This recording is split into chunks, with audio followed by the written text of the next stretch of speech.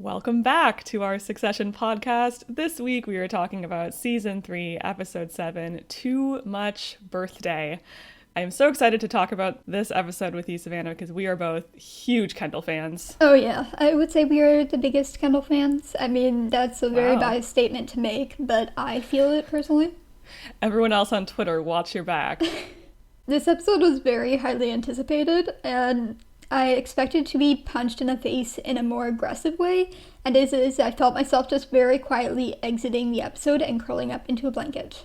There was just a lot of hype for this episode, and it was maybe less explosive than I anticipated, but I think on rewatch, I just loved it so much. So before we get into things too much, I do want to say that because of the nature of this episode and where Kendall is at, there will be some discussion of suicide a little bit later on. So just a brief, heads up on that.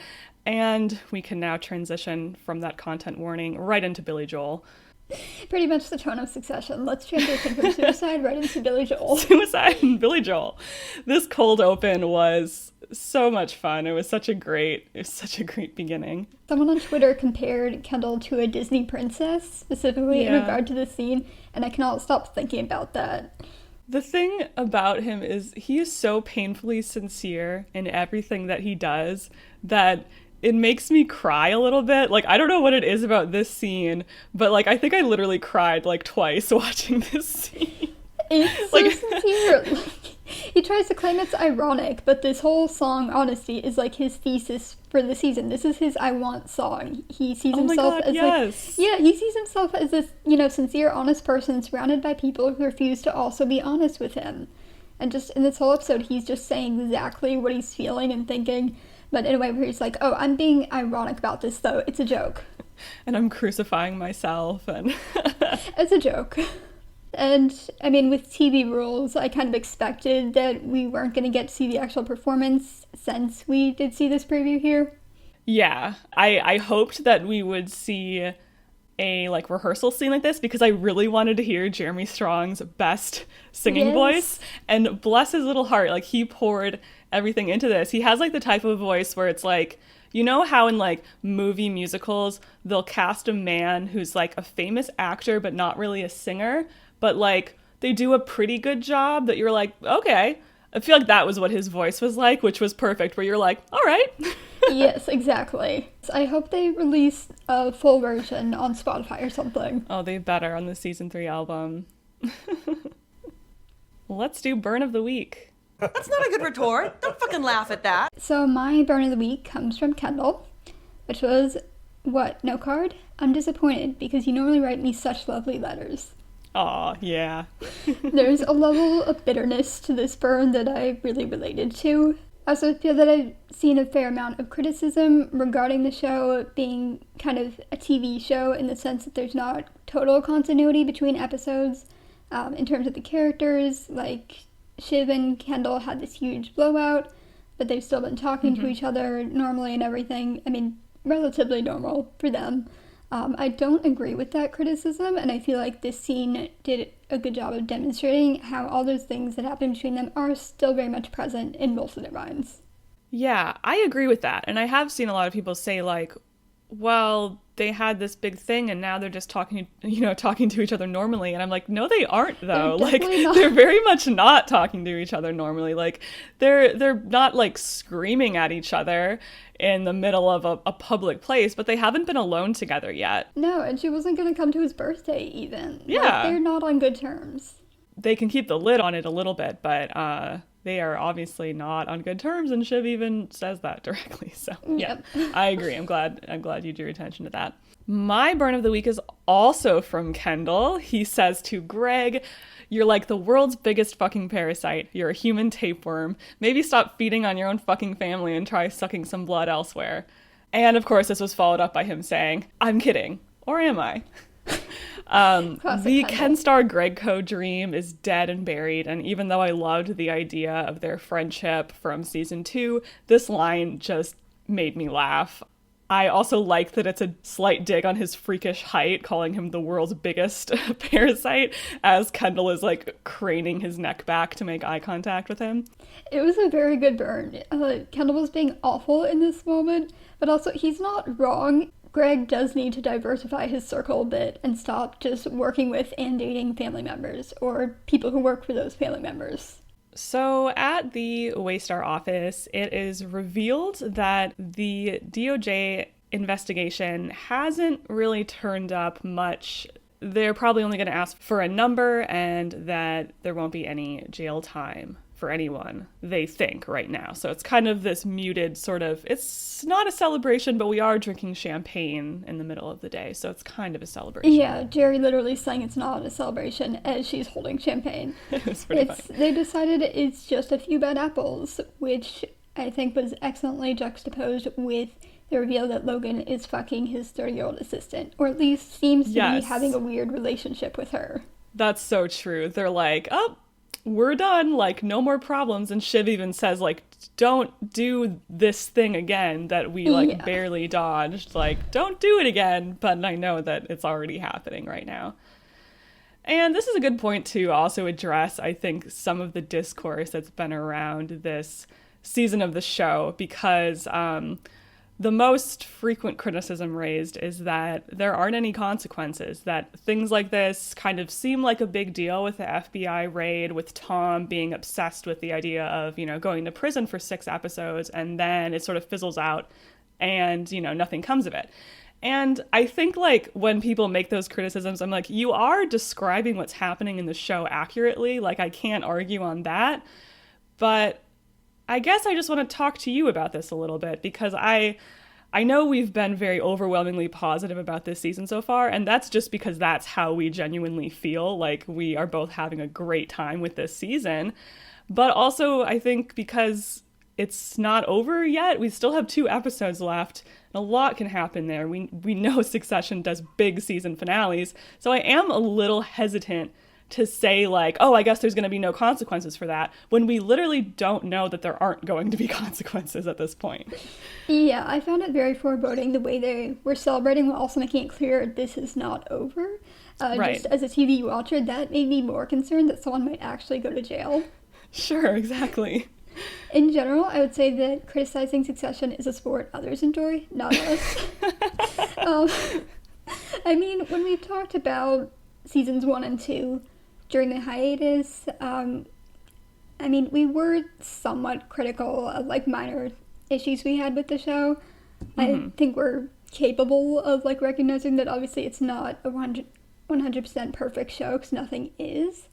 And I think that can kind of cripple, like, your viewing experience, too. If you're like, this is the perfect show, and you have really high expectations, and then you just end up being, like, disappointed when it's just, like, a very good but normal show. Yeah, I think that's not how I wanted to approach it watching the season live for the first time. We described the season as kind of a 9-week-long birthday for both of us. And I think that right now we are both having too much birthday, and, like, once the party's over, we can start to process what's actually happening. But right now, I would like to keep enjoying this high as long as possible. Yeah, that is where I'm at. Like, I am not a professional TV critic. I am not being paid to, like, process this episode of television for other people. My only goal here is to have as much fun as possible for 9 weeks. That is literally my only goal. Yeah. So I am, you know, having a lot of fun with the things that I'm enjoying, and things that might seem a bit I'm not as sure about. I'm like, well, I'll just see how that, you know, plays out, and not get totally fixated on, like, oh, I don't think I like this. Yeah, and I would say in regard to this podcast too, I have loved to see people get more involved in the comments. Everyone who's listening, I'm very glad that you are. But I would say, personally, I think you probably agree that my primary reason for doing this podcast is just that I enjoy talking about Succession with you. Like, not trying to be a critic here, but just talking about our favorite show. Same. Like, let's just have a structured way to meet each week and discuss this show, as I think as people who also, like, have a very similar approach to the show and similar favorite characters, and the same favorite character, and sort of a similar way of engaging with it. But yeah, I guess that being said, I think I see those criticisms, and there was I should have looked up what this article was, but there was a pretty good article that Oh, it's a Slate article. Succession is getting repetitive, or is Succession stuck in a rut? This show is cyclical. Like, we are seeing the characters kind of go through the same things, where Kendall's having another breakdown and he kind of rises up and falls back down, and Shiv keeps trying to get into the company, and she'll take a step in and her dad only pushes her out further and doesn't really let her in, and that Roman's always looking for approval. Like, we do have these same character arcs that we're seeing again, and we even saw like Shiv have a very similar arc to Kendall in season 1 in this season. And like, I think that's true, but I also think it is purposeful, and I think that to say that it's a flaw is a judgment I don't really want to make yet, because I don't know that it is. Like, I think that the point of it is that like, it is a cyclical show, and I think that there is like a tragedy element to it, where these characters are sort of like hopelessly trapped in these circumstances, and it can't really make these big dramatic like shifts in who they are. And I know that Jesse Armstrong has said like he doesn't think people can change. So I think like if you're holding out for these characters to fundamentally like change and for Kendall to become like free and happy, like I don't know that that's gonna happen. And it's okay to not like that, but I don't think like, I think it's just like what the show is. And Yeah. maybe people are beginning to realize that now. Yeah, I 100% agree that I think that is the point of the show, that no matter what happens, the Roys are going to more or less stay in power. There may be some shakeups in like who exactly is in power, and they may never actually become CEO, but they are all going to be fine at the end of the day, the main cast, financially and like in terms of their general safety. And I think that's fine. I think the show is kind of making a point by showing how cyclical it is, and I don't feel like, even though nothing really changes, I don't feel like I'm watching the same season over and over again. Like, I feel like we are getting to see some different sides to the characters and relationships, even if they're stagnant. Like, especially thinking about Tom this season, we've seen so much from him this season. You could question, like, is that still, like, an entertaining show? But I think yes. I've been very entertained by this season. The genre of the show is something that people are always trying to nail down, and there seem to be a lot of arguments about, like, is it a comedy? Is it a satire? Is it a drama? Is it a tragedy? And I feel like I've been thinking of it as like a tragicomedy the most, because I think like those two genres, even though they seem very different, are like structurally very similar. They're about people being trapped in like unescapable circumstances, and that you could never like fundamentally change who you are, which is both funny and sad. And I think like that's the root of a lot of comedy and a lot of tragedy. And I think like that is what Succession does really well, is like showing that these characters can never escape themselves and their circumstances. Yes, exactly. I think I definitely see it as a tragic comedy. I think I lean towards comedy a little, or at least I feel very defensive of it being a comedy, since I think people sometimes say, oh no, it's not a comedy or a sitcom. Stop calling it that, as if that's insulting. There's nothing wrong with it being a comedy. No. Like, a lot of the writers' room are sitcom writers. Yeah, they really value comedy, and it's just as valuable a form of television as tragedy. And I would also like to point out that in Shakespeare, comedy is distinguished from tragedy by the fact that it ends in a wedding. And each season of Succession, except season 2, has ended in a wedding. Yes, I love that observation. That's so good. And it feels like it has to be on purpose, because we know that they think about Shakespeare. I mean, I feel like it's hard to be like a writer, especially like an English writer, and not be like thinking about Shakespeare when you're crafting the the arc of your show. And King Lear has a lot of influence. Oh yeah, it's something they've brought up a lot in interviews as an influence, and Brian Cox in particular loves to point out particular characters being parallel to certain characters from Lear. Yeah, the fact that they're ending in another wedding does seem like purposeful, especially since this one is not that directly tied into the plot. Like, they could have had a different event bring everyone together, but it's it's a wedding yet again. Perhaps a wedding where something tragic will also happen to show the mix of comedy and tragedy that the show fundamentally is. Maybe. Maybe so. We'll see. The title for the finale seemed ominous. Oh, yes, it does. Yes, and that I just wanted to say, like, the cyclical, nature of the show. I think that I've been assuming that the last 10 minutes of this season, something will happen that will change the way that we talk about the rest of the season. That, like, the conversations we have before and after that episode will just be completely different, which is also why I'm like, I don't know how much I want to say about the arc of the season as a whole until I see those last 10 minutes, which is a big assumption to make, but I feel like I'm right because I think you're right. The last 2 seasons did that. The 3rd season is like the title of it, All the Bells Say, is from the same poem, Dream Song 29, that the seasons 1 and 2 season finales are also named after. So there is a purposeful comparison there. Oh yeah, for sure. And I'm thinking of something that I heard in the Roycast podcast, which I do recommend. I think we're both fans of Roycast here. They're talking about the expectations for this season and how a lot of the people watching the show now live got into the show during the hiatus. So they binged the first 2 seasons, maybe over the course of just a couple days. And I think, especially if you didn't rewatch those seasons, you could get the impression that this is like a very exciting show because the experience of binging it in a couple days is exciting. But it's like not that exciting of a show. And if you look back at, I say it's not that exciting of a show, like with absolute love in my heart. I don't need, a ton of thrills.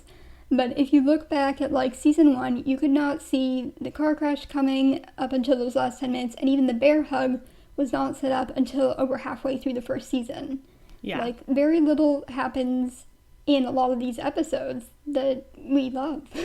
We both watched it during the hiatus as well. It took me actually several weeks to watch the first time, because I did have sort of a hard time getting into it.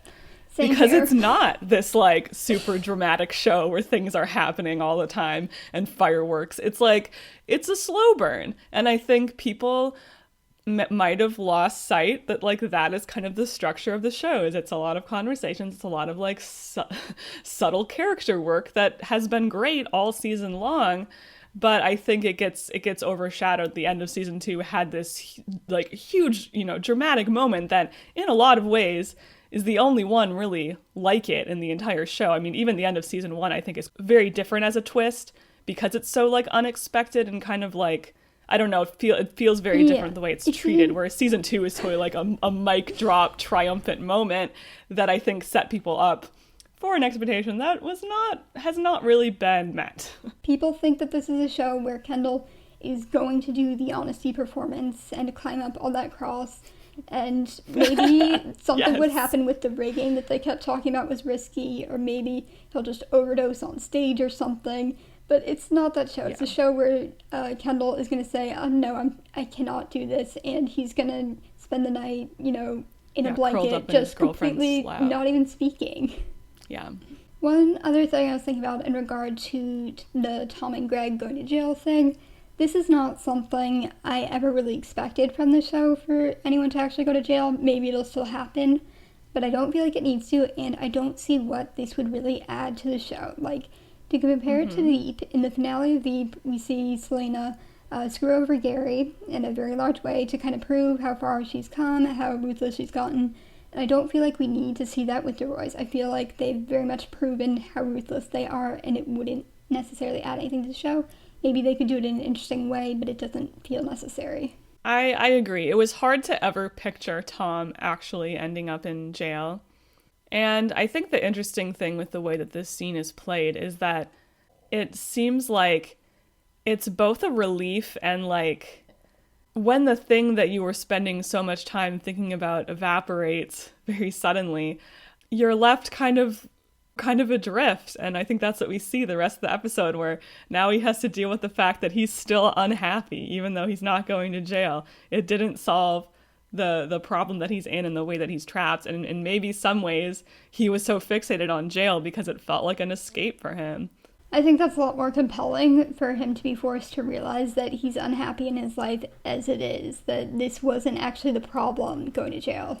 Yeah, I agree. I'd actually rather see that plot than him just going to jail. I don't know. That's not very exciting.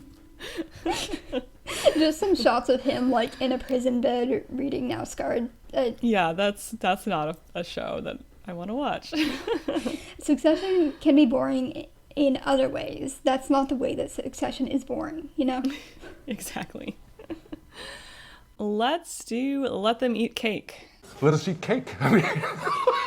My Let Them Eat Cake moment is when Kendall was encouraging his employees to have fun at his party, as long as they're still working. This is egalitarian, but like, get your drink on. It'll be fine. Kendall partying with the waitstaff has gone historically great for him. There's nothing to worry about there. Oh yeah, totally.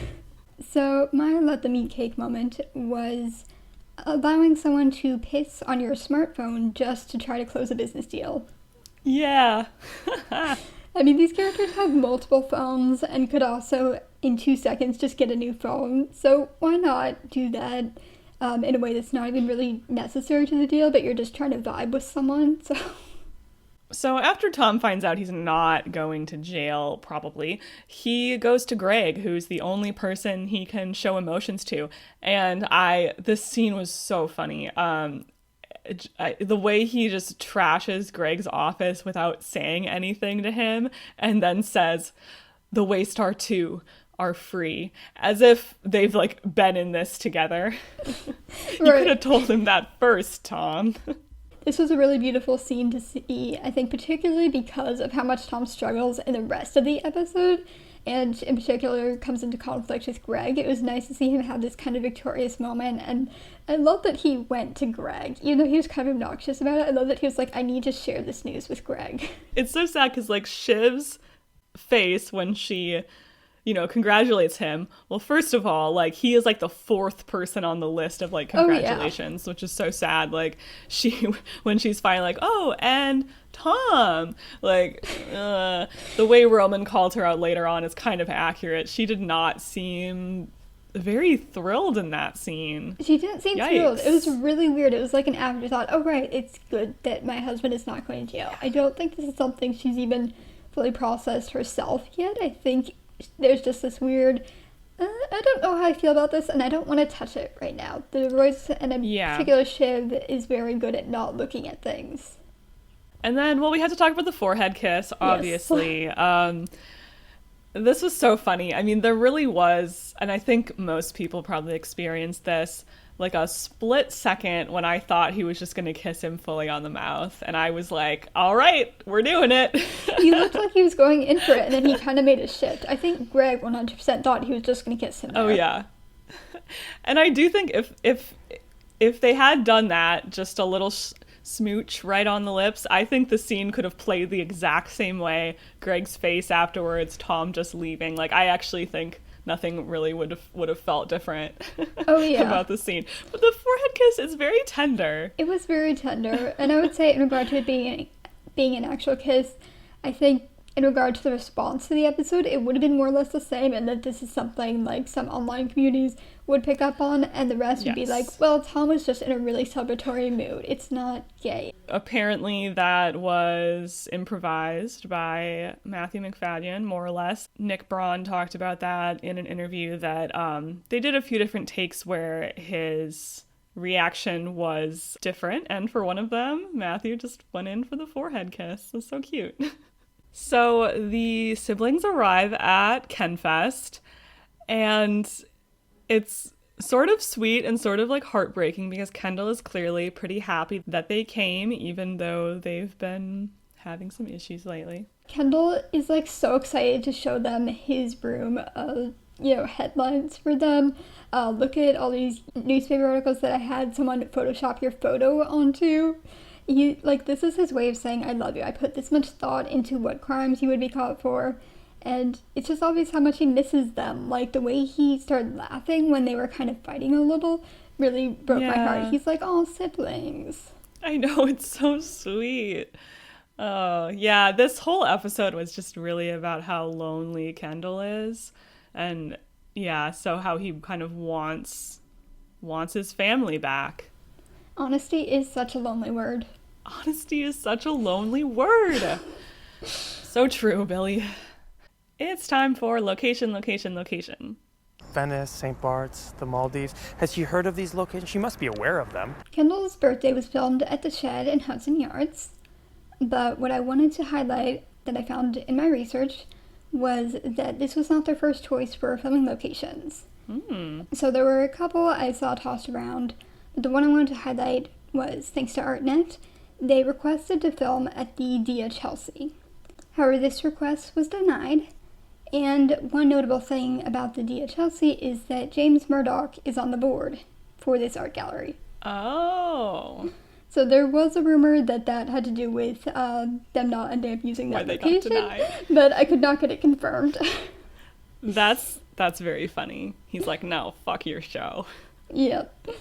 I also wanted to sidebar for a second about Hudson Yards, since it is the location both of this party and Kendall's apartment. So Hudson Yards is a bit of a newer neighborhood in Manhattan. The Shed just opened in 2019. It is a neighborhood that was created using money that had been intended to be used for lower income housing. Instead, they used it to make all these luxury buildings. No. Yeah. It is widely considered to be an ugly neighborhood. It is like they're trying to make it a thing, but no one wants it. And I think it's definitely a choice to make Kendall a Hudson Yards guy.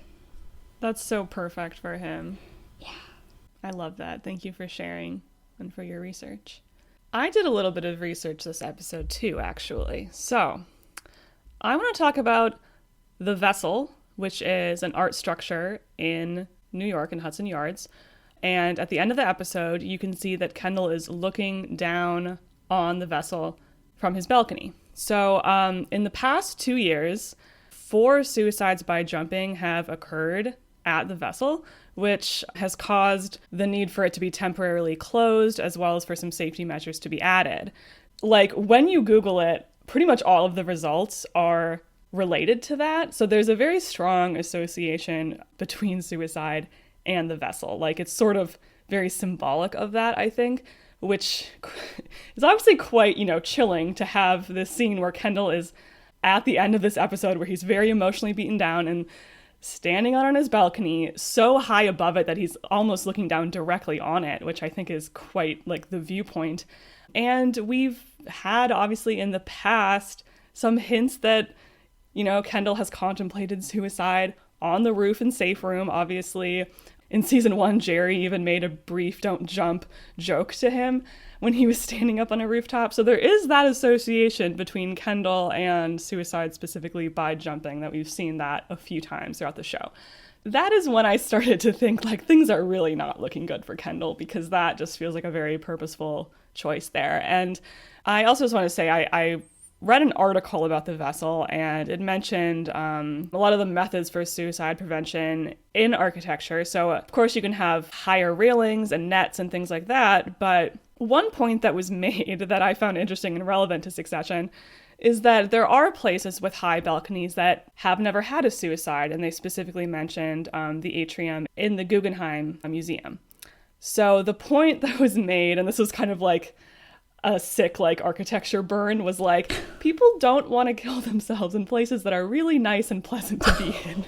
So maybe your Vessel is just so ugly and that people just want to off themselves when they go there. It didn't say that in that many words, but that was sort of the very dark vibe that I took away from it, that I found pretty relevant to Kendall in this, isolated position where he feels trapped in a constructed cage that is not beautiful and does not allow him to feel connected to other people. And you can put up a higher barrier like they did in Safe Room that makes it physically impossible to kill yourself, but you still want to.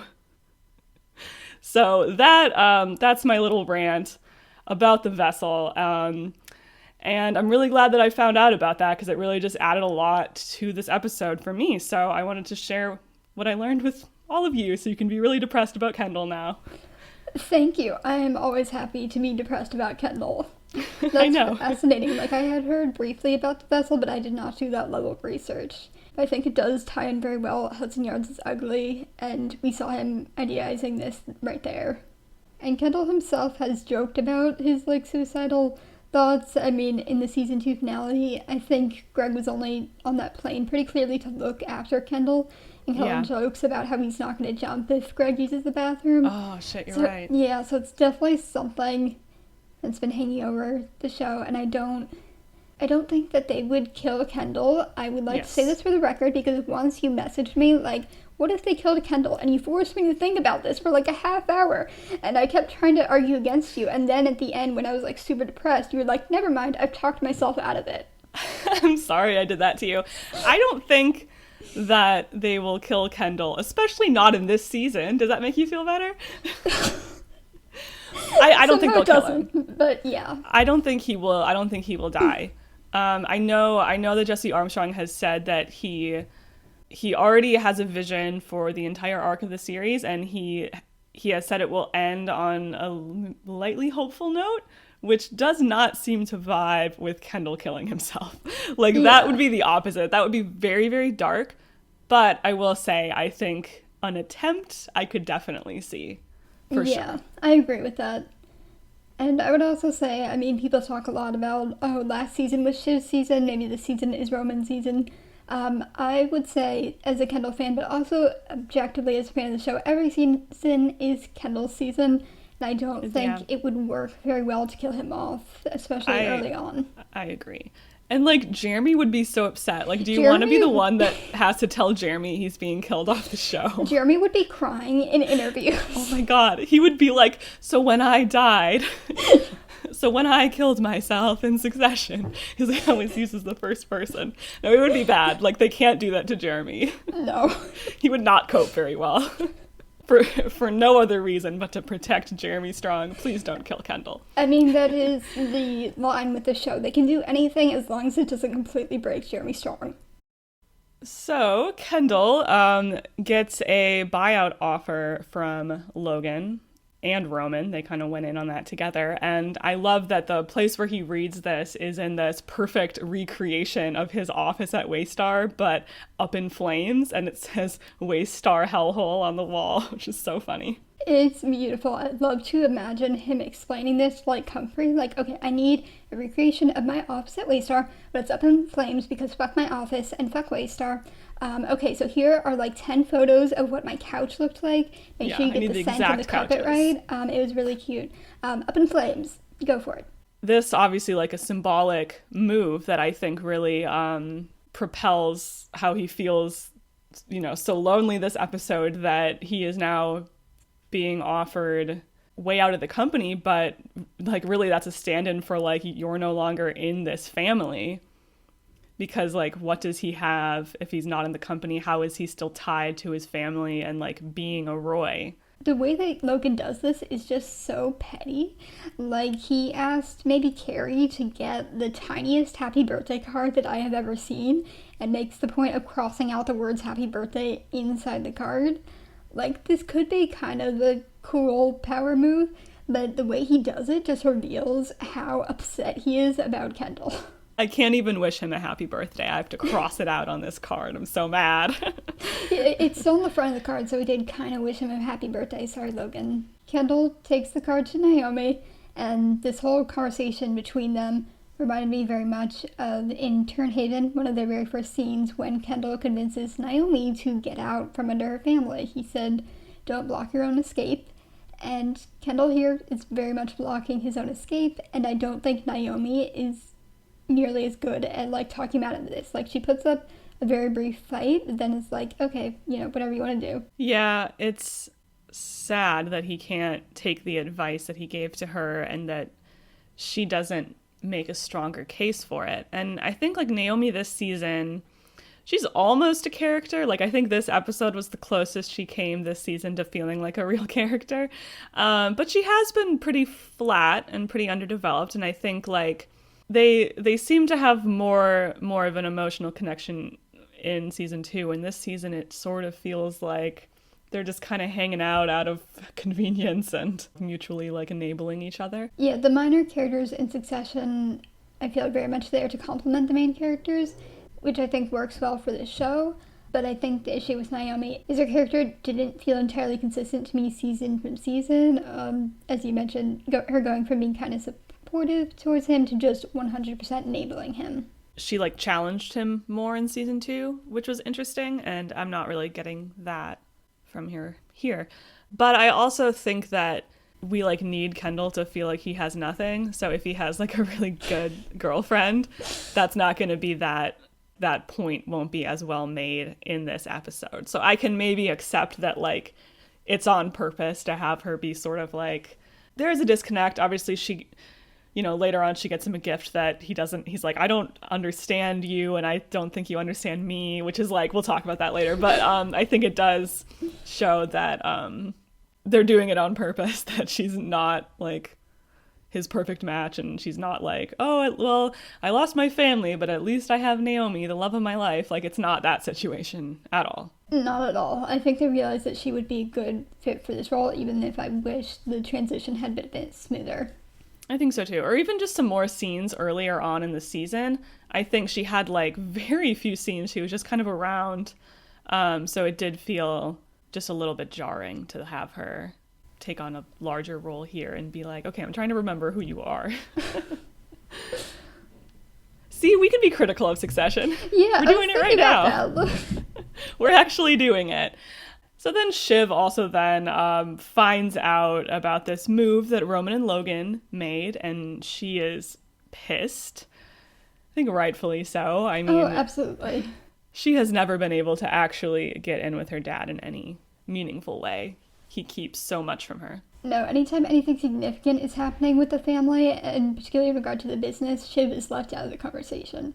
And this is a huge thing to cut Kendall out of the family. Were they just going to tell her after it was done? And to like have his shares go to Roman or whatever. Like, what? Excuse me? So now you have like double shares?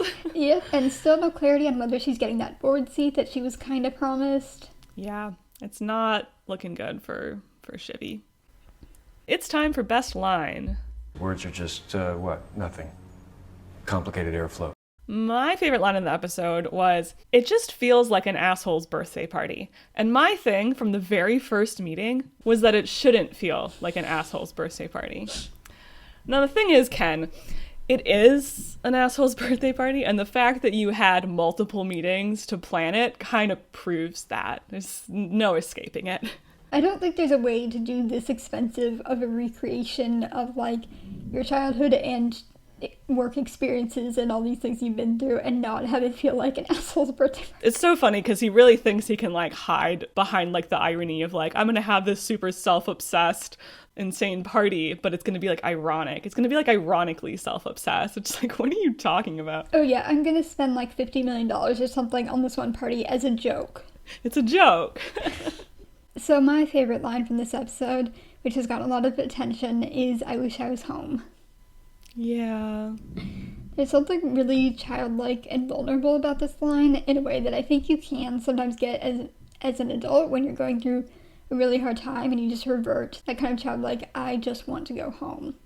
And that is kind of Kendall throughout this whole episode, is he's trying to get this sense of family, or more accurately, as Jeremy said in Thrillist, he wanted to create a feeling of home, and a house is not a home. Especially when it's in Hudson Yards. Fuck Hudson Yards. Yeah. We'll say it.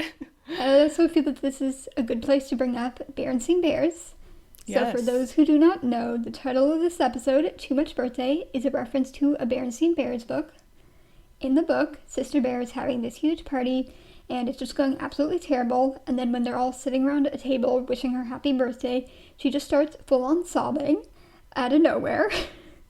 Oh my god. Which I felt they did a good job paralleling with it being when Naomi's like giving him a present that Kendall starts to like break down in a way that doesn't feel fully understood. And unlike Sister Bear, who had someone with her in that moment who understood why she was upset, Kendall did not have that. Yeah, because like Naomi is just like, well, let's go home, but it's like that's not really what he wants and what he's asking for there. He actually needs some connection and sense of belonging, and he has nothing, and he has to face the fact that like he did all of this. Like honesty is such a lonely word. I'm gonna cry about Kendall Roy live on the air. Like, he did all of this, and it's like, it was for nothing, and he's almost worse off than he was before, but he also can't go back, because it's not like that was a good situation. God, I'm so depressed. This is what we do every week. We schedule time to talk largely about Kendall and make each other depressed. Yeah, it's just really sad. Well, anyway, Roman is fresh off his win with Mencken and super overconfident in his ability to make deals with men in restrooms. So he's like, come on, Lucas Matson, let's go to the bathroom together and pee together. Like, how can I turn this conversation into a situation where we're both in a restroom? I feel like I didn't get a lot of vibe off of Matson in this episode as far as like who he is, what his deal is, but he is going to be back at least in the next episode. So that'll be interesting to kind of see how that continues to develop. Yeah, I think it was a much quieter introduction than Mencken, for instance, got. Yeah. Which I think worked. Not every episode can be like, and here's the new guy. Right. It seems like, especially from the kind of teaser trailer, that Roman might have made a blunder here and kind of shown his hand too much of what he wanted. But I think it is interesting the way that, sort of similar to Shiv trying to get that board seat for herself, that he sort of tries to throw Logan out of the picture and says like, well, it'll be me that you're dealing with, not my dad. Oh yeah, it was great. I don't think we've ever gotten to see Roman be this like cocky in a way that we've seen from Shiv and Kendall multiple times. Yes, I loved it, honestly. This was such a great Roman episode. He should not be this confident because he's unbearable, but it was really fun to watch. Oh yeah, this is a show where nothing changes, but sometimes Roman is much more unbearable than we've ever seen him before. Right. And him just saying, like, I might be the best businessman in America. It was so funny. Although it did remind me of early season 2 when he like figured out the thing with Volter. He said he took a bunch of them out to a bar and found out the thing about the union or whatever. So that shows his kind of similar. He does have people skills. He does like think outside of the box on how to solve these problems, where he's like, I'm just going to go in there with my like twinkish charm and get these men to like me. I'm sorry, I'm being homophobic about Roman. And it worked for him in Volter. It worked for him in the previous episode with Mencken. But then what he then immediately does, like he did in Hunting, like he does in this episode, is then he's like, I'm the best businessman ever. And he does something stupid and kind of goes a bit too far and is too confident and does something like a little bit behind his dad's back, like when he called Naomi about the deal. Or now doing this, like, and then it just falls apart. So again, we can kind of see those like cyclical arcs for these characters, but I do enjoy this for Roman. It's kind of fun. Yeah, Kieran mentioned in the after show for this episode that Roman is really good at reading people, which I think is definitely true. But like the other Roys, as soon as he gets like an inch, he's like, okay, I'm the best person in the world, and I'm going to be the one who gets the kiss from Daddy. So Kendall decides not to do his performance, which was a good call. I do like just the sense that he's been coming down from this high a little bit, and you can kind of tell he's just standing there being like, what have I gotten myself into? Yeah. Like, I'm not gonna do that. Who came up with that idea? That's a terrible idea. No, you're right, Kendall. We shouldn't have forced that on you, that you held a meeting with all of us saying, super important, vital, need to meet right away. Yeah, he immediately starts like shitting on the idea as if it wasn't his idea. And he's like, well, fix this, Comfrey. You should have never let me do this, Comfrey. And she's like, oh, sorry, you're right. And it's really horrifying the way they try to reassure him, like, no, it's great. It's sort of similar to Logan, where no one around him is willing to tell him that his ideas are terrible. Because as soon as he decides not to do it, Barry is like, well, that's a relief. Yep. So they obviously were not a fan of this idea and knew it would be a disaster, but they weren't like able to say that to him or willing to say that to him because they didn't want to get fired like Lisa got fired for saying like the slightest pushback on him. Just, oh, you're done. You're a toxic person.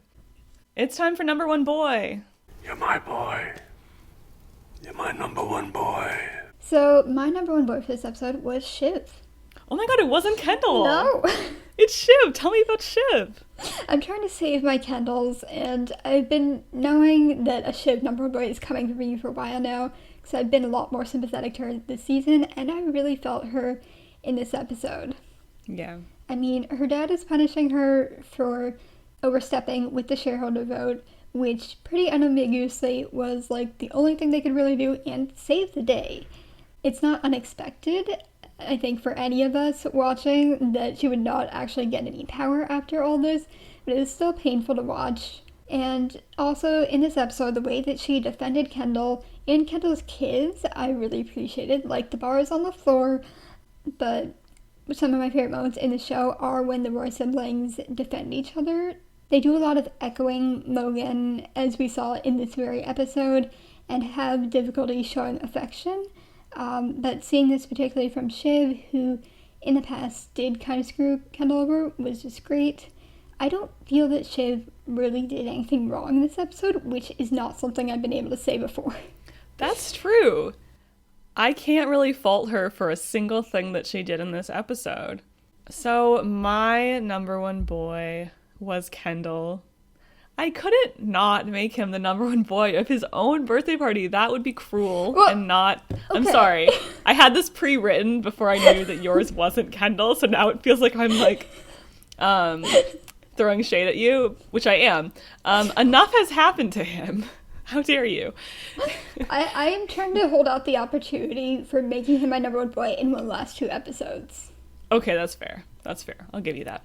I mean, this is only my second time that he's been my number one boy. Yeah, I've already done it twice, so I don't know why you haven't already done it twice. That reflects badly on you. Okay, all right, fair. Well, he is clearly beginning to come down from his delusional, grandiose mania hard right now, and I really liked the scene where he decided to back out of the performance. I just thought he like suddenly had that clarity about him and was just like, oh my god, like how did I get here? What am I doing? Who am I? And I haven't worried about him this much since like mid season 2. Things are really dark right now for Kendall, but I will let him rest his head on my lap while I stroke his hair, and then I'll help him shave his head in the bathroom for that catharsis. A new haircut will always help you. I can't believe they really had him lying there in a blanket with Naomi like holding him, since I feel like that's a very common thing to say on like Twitter as a Kendall fan. You want to wrap him in a blanket. Yeah, you want to wrap him in a blanket. It's a natural impulse watching Kendall. What was that tweet? There's like everybody a communist until it's time to wrap Kendall Roy in a blanket.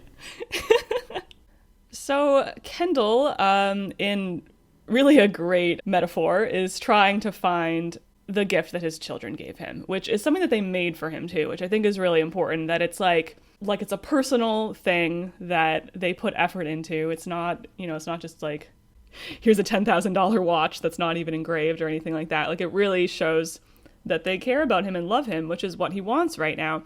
But he can't find this gift from his children among the mountain of dumb presents that he got from people that he doesn't care about.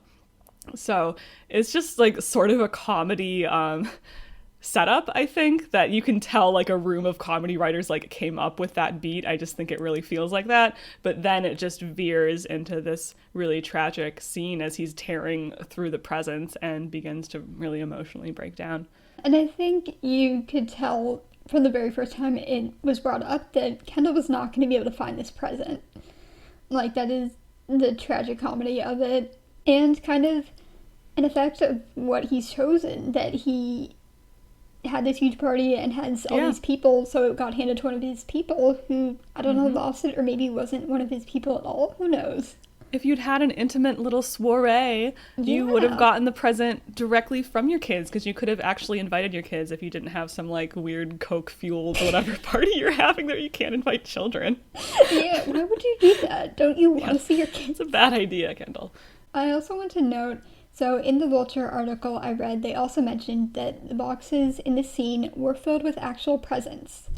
They did this because they weren't sure what Jeremy would do in this scene, if he would end up like tearing some of the boxes open, or if he would like crush them and it could reveal that some of them were empty.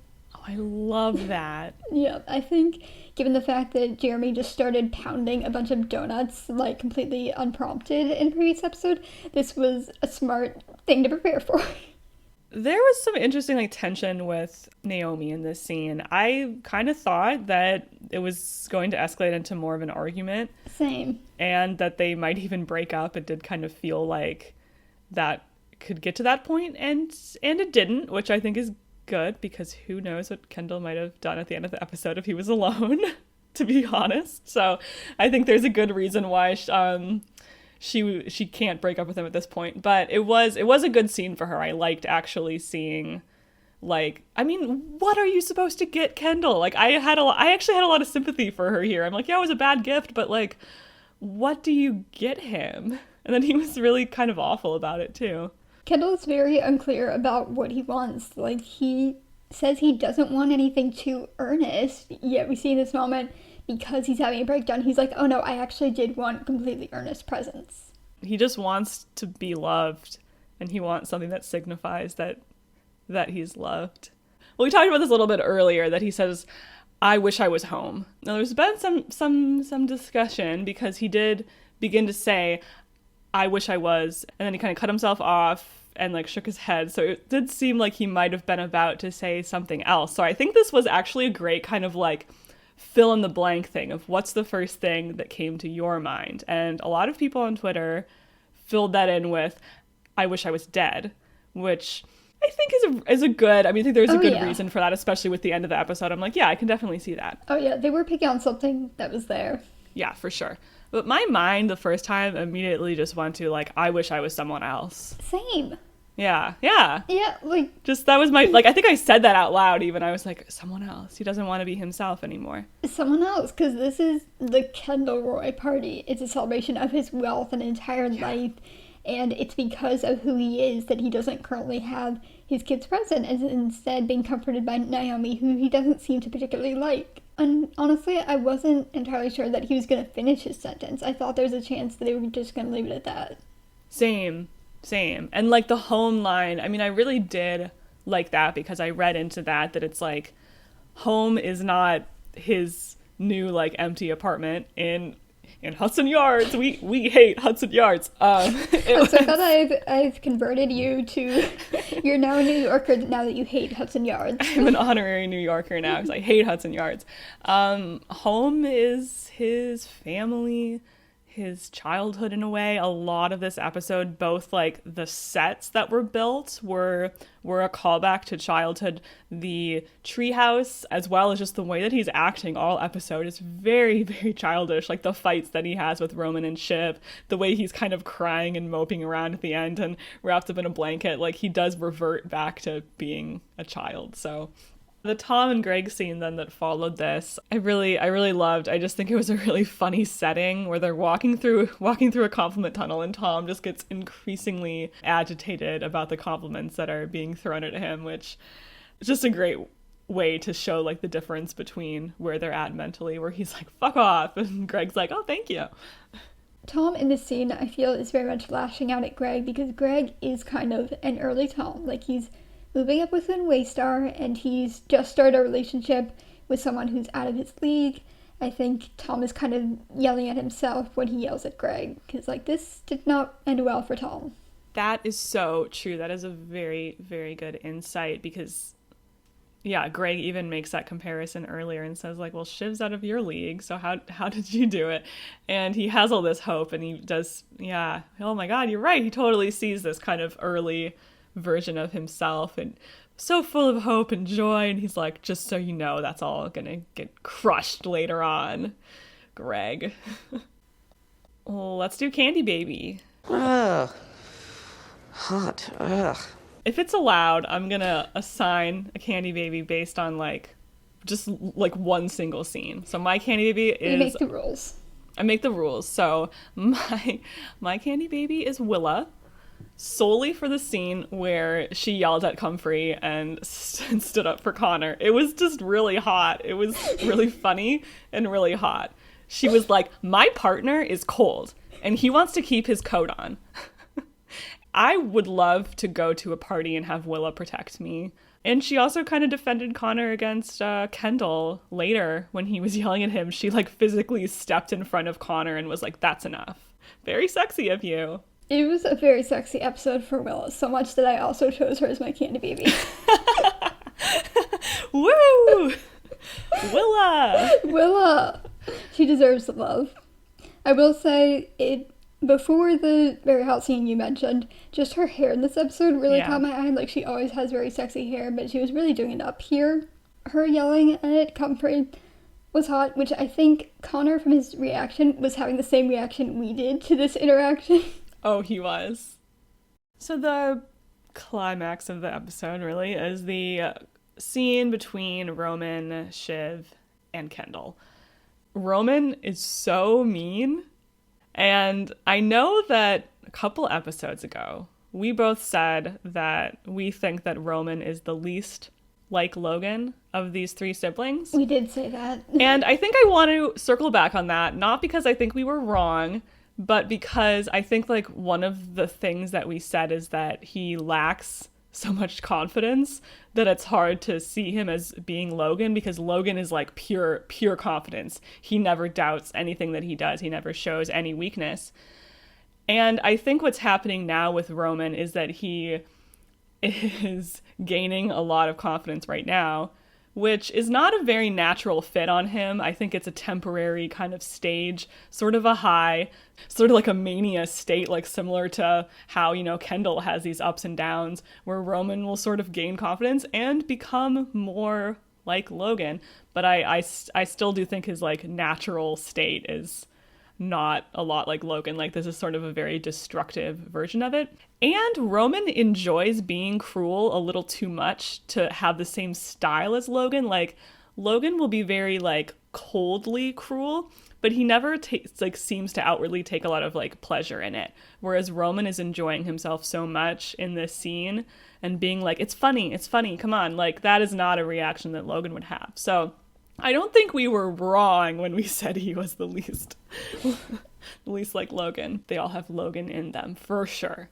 And that's a good point about how much fun Roman is having. I would say he's having the most fun of anyone at this birthday party. Terrifying, but true. I agree with you that he's still not the most like Logan, and I think, in particular, how easily his confidence is threatened, I think, makes him not like Logan. He really needed that push from Daddy to get any confidence like this in the first place. And I don't see it lasting super long, but we'll see. And even afterwards, he like needs approval so badly that he calls Logan on the walk home and like leaves him this deranged voicemail being like, I'm the best one. I love you, Dad. He's clearly still extremely insecure. He's just at this point where he's sort of carried away with the approval that he's getting from his dad, that he's like feels invincible. And I think he does still have a certain loyalty to his siblings that Logan would not. I saw someone bring up, oh, we've come so far from when Roman was refusing to sign the letter for Kendall, but I still don't feel like Roman would do that. He is the type to yell at Kendall like this and shove him a little, but I don't think he would ruin him on that public and permanent of a basis. I think like Shiv is more the type to like make those, you know, calculating moves that are kind of coldly cruel, whereas Roman is more like hot-headed, and he's like, if I am in the right mood, like I will just completely eviscerate you and yell at you, but I'm not gonna like sit back and like, you know, consider my next move. Like, that's not really his style. Shiv is very insulting towards him in this scene. She says she might need to finesse the situation with Lucas, which I would also snap if my little sister said this to me, particularly when she has less experience in the company than I do. That's true.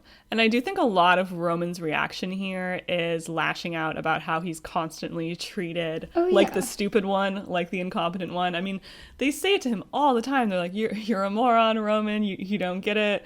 And like, I think he's internalized that to a point where it doesn't always outwardly bother him. Like, he says, like, I'm dumb, but I'm smart. Like, he sort of he's reclaimed the label. He's like, yes, I'm an idiot.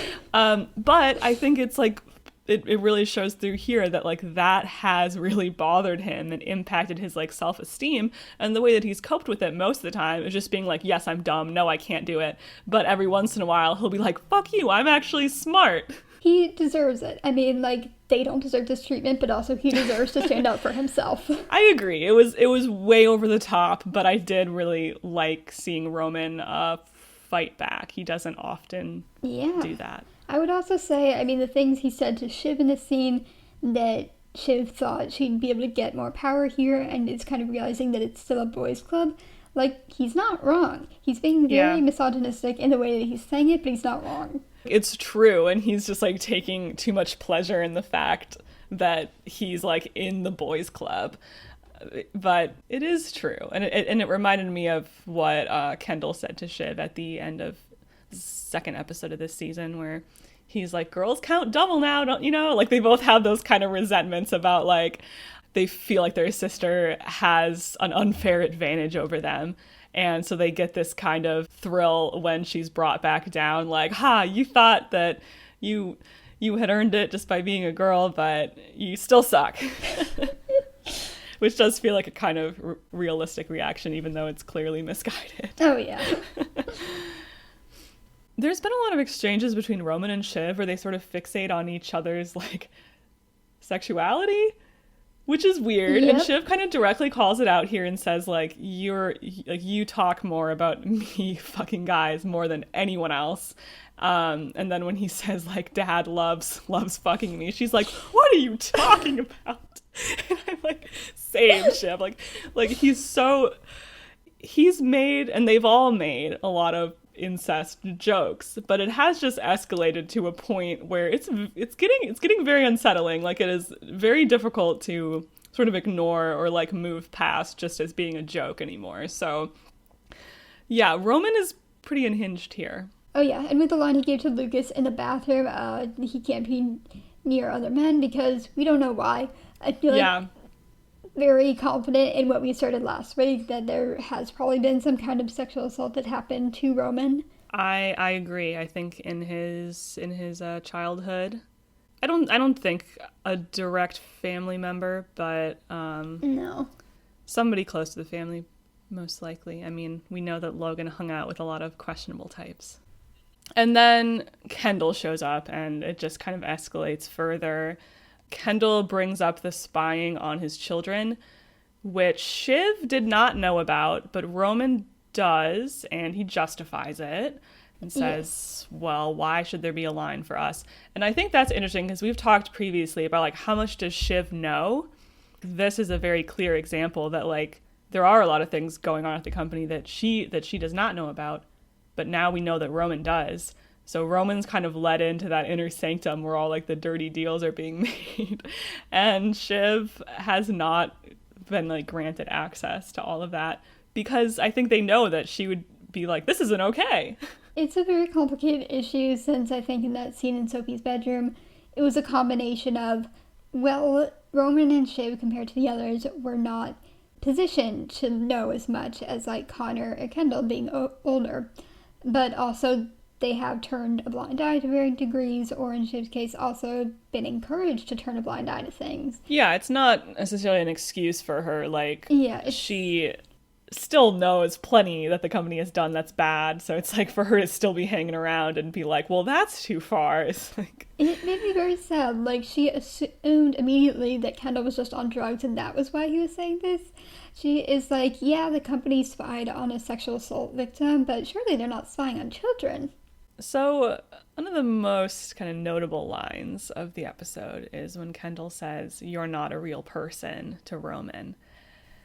This is a line that I need more time to sit with before I can like come up with my grand unified theory of like realness on this show, which I've touched on a little bit in my video essay about like, is the past real? Like there's a lot there where they're always talking about what's real and what's not real, and you're not a real person, NRPI being this recurring kind of concept.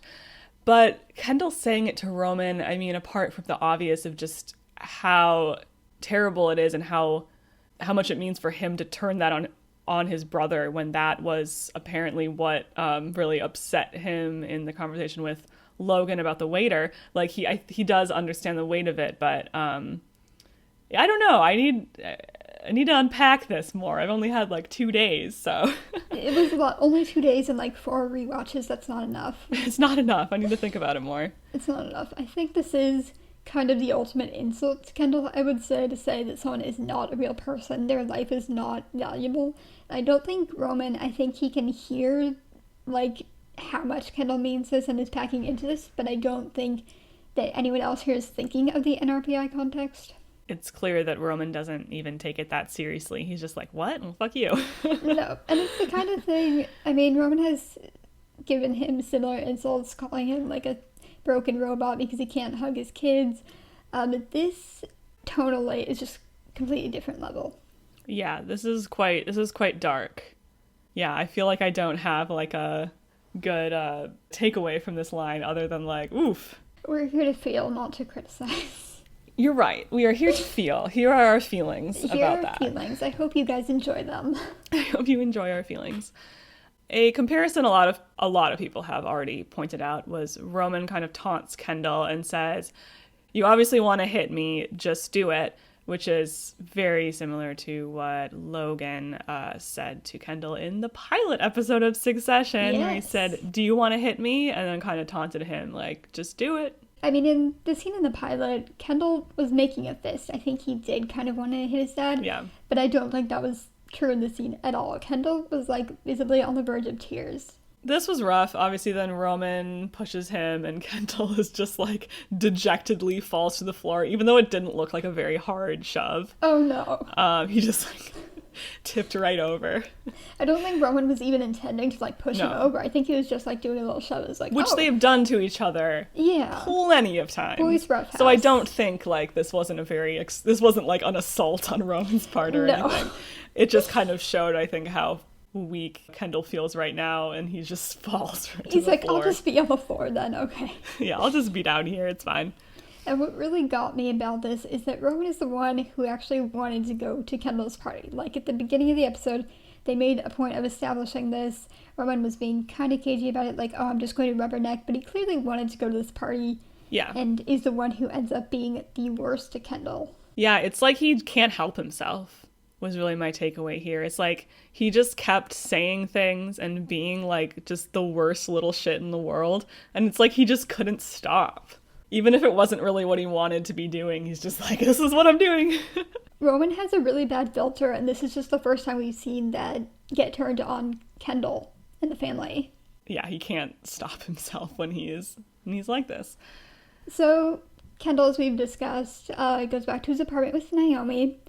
Is seen just wordlessly on her lap in a blanket. And this made me think back to a quote from a Q&A that happened before the season premiered for all of us, when there was just a screening of the season premiere.